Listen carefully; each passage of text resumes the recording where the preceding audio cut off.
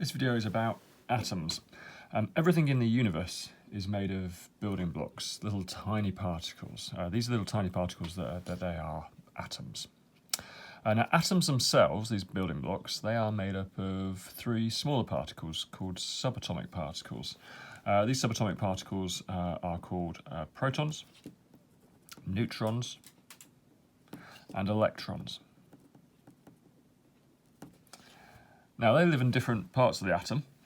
First of all, in the centre of an atom is an area called the nucleus. The nucleus contains both the protons and the neutrons. So in this exercise here, it says draw a fully labelled diagram of a lithium atom. A lithium atom contains 3 protons and 4 neutrons. So protons are positively charged and they live in the nucleus, so I'm going to represent those with a little plus in a little ball like that. And there's 3 of those. Now the nucleus also contains neutrons, and this lithium contains 4 neutrons. Neutrons are neutrally charged, so I'll just do it as a sort of a black ball like so. 3 and 4 of those. And this area together, made up of protons and neutrons, is called the nucleus, and that lives at the centre of the atom. Nucleus. And the nucleus contains protons, which are the positive ones, and it contains neutrons, which are neutrally charged. Now the last subatomic particle is called electrons, and these live on shells or orbitals which surround the nucleus. So I'll represent this shell or orbital. You can call it a shell, an orbital, or an energy level. It really doesn't matter. I'll call them shells, I think. They live on shells around the nucleus, like so, and the electrons move around the nucleus on this orbital, on this shell, in the same way the Earth orbits the Sun. Okay, the shell isn't an entity in itself, it's just the path the electrons take as they go round the nucleus. If there were no electrons on this shell, the shell wouldn't exist. It's just a path the electrons take as they go round and round the nucleus. So this first shell, or orbital, holds 2 electrons, so I will represent those with an E, with our minors next to them, there we go, and so they can be electrons. So there's 2 on the first shell, and then that shell fills up. That first shell can only hold 2 electrons, so we need a second shell. And we've got 3 electrons, so this third electron goes on this second shell. We fill the shells from the inside out. So when the second shell is filled, we'll need a third shell if indeed the atom was that big. This atom isn't that big. So we have electrons on shells, which surround the nucleus. So we now have our fully labelled atom, our fully labelled lithium atom here. Our next question. Imagine that we could make a model of an atom that was the size of Wembley Stadium. Okay, now these atoms are really, really tiny. Now, say, take sodium, for example, which is a tiny bit bigger than lithium. It's actually quite a big atom, sodium atom.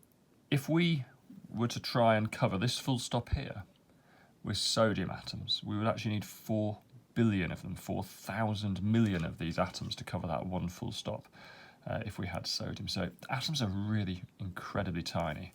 So in this question here, it's a bit of an odd question. It says, imagine that we can make a model of an atom that were the size of Wembley Stadium. So let's just take one of these atoms and make it as big as Wembley Stadium.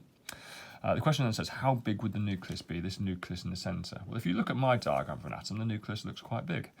And if that atom were the size of Wembley Stadium, you'd be thinking that's probably about half a football pitch in size. Okay, it couldn't be further from the truth. The atom is drawn here very badly to scale. Okay, the nucleus is tiny. Okay, the nucleus would be the size of the centre spot. Okay, that's the spot you put the ball on to kick off at the start of a match. Okay, so if the whole atom was the size of Wembley Stadium, the nucleus wouldn't be any bigger than the spot you put the ball on to kick off at the start. The nucleus is tiny, and the nucleus contains most of the subatomic particles, but it is tiny. Okay, so now we've done that, our next page in the book is to complete this table about subatomic particles. So we've already heard we've got protons, neutrons, and electrons. Okay, it's useful for chemists to have an idea of the mass of these particles. Now this is a very strange idea because atoms are so small. We've already heard 4 billion of them to cover a full stop. So, and these subatomic particles are the particles inside an atom. So it's ludicrous to think we can take one of these particles out and put it on a balance and weigh it. So these masses are relative masses. We simply compare the mass of one to another. Now, because these are the smallest particles that we know about, the smallest number we can think about is 1. So 1 proton weighs 1. Okay, it's not got a unit after it because it's not grams, because they're just so tiny. If a proton weighs 1, scientists then decided that neutrons weighed about the same as a proton. So if a proton weighs 1, then a neutron weighs 1. An electron, okay, weighs virtually nothing in comparison to the protons and neutrons. So we can write virtually 0 here. Don't write 0 because it is a particle, so it does have a mass. It's just virtually nothing compared to those. The actual amount is a fraction. If we had 1 proton, we'd actually need 1836 electrons to have the same mass as a proton. So it's 1 over 1836. You don't need to remember that. You can just write virtually 0. Okay. Protons. If a proton has a mass of 1, and then they also have a charge of positive.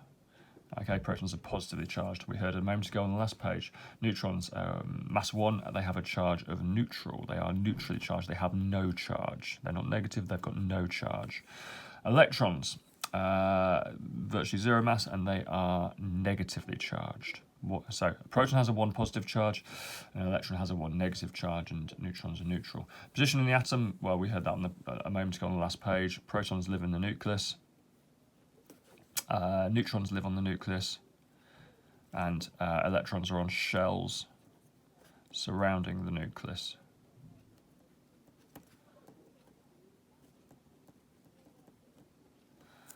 Okay. Now, how many protons, neutrons, and electrons do these atoms have? Well, the information for that is found on the periodic table. Okay, whenever we look at the periodic table, we can often see 2 numbers next to an atom. They're on the left-hand side of the atom, just to make sure people don't confuse them for formula numbers or charge numbers. So they're on the left-hand side of the atom here. The top number is called the mass number, and the bottom number is called the atomic number. Well, let's deal with this mass number to start with, because it's at the top. Well, protons and neutrons have a mass of 1, and electrons are virtually 0. So this number here, this number 7 here, tells us the total number of protons and neutrons. Okay? So that tells us in lithium there are a combined total of 7 protons and neutrons. Not 7 of each, 7 of both of them. Now this bottom number, the atomic number, this is the number that gives the atom its identity. Of these subatomic particles, it is the number of protons that give the atom its identity. Okay, for example, lithium has got 3 protons. This number here is sometimes called the proton number. It's called the atomic number, but some people call it the proton number because that's what it tells us. It tells us the number of protons. And only lithium has got 3 protons. You may say, is it possible to have lithium with 2 protons? The answer is no, because an element with 2 protons is helium, if you look at the periodic table. Likewise, 4 protons can't have lithium with 4 protons. That would make it beryllium. Okay, because the number of protons tells us what element we are looking at. 3 protons, that just has to be lithium. So, down here we've just got a quick fill in the blank here. Mass number is equal to the combined number of protons and neutrons, just said that. This is because electrons have virtually no mass. The atomic number is sometimes called the proton number because it's equal to the number of protons present. Atoms are neutrally charged. So the number of positive charges, which are the protons, is exactly balanced by the number of negative charges. Well, what's negatively charged?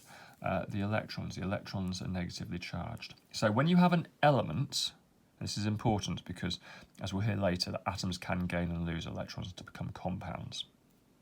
But when we have an element, that is something made up of exactly the same type of atom, a pure substance. Okay, when we have an element, the number of protons equals the number of electrons because the number of positives must equal the number of negatives. What we're basically saying here is it's got 3 protons, 1, 2, 3. Now, elements are neutrally charged. At the moment, it's got 3 positive charges. For it to be neutrally charged, there must be 3 negatives balancing those positives out because it's not got an overall positive or negative charge.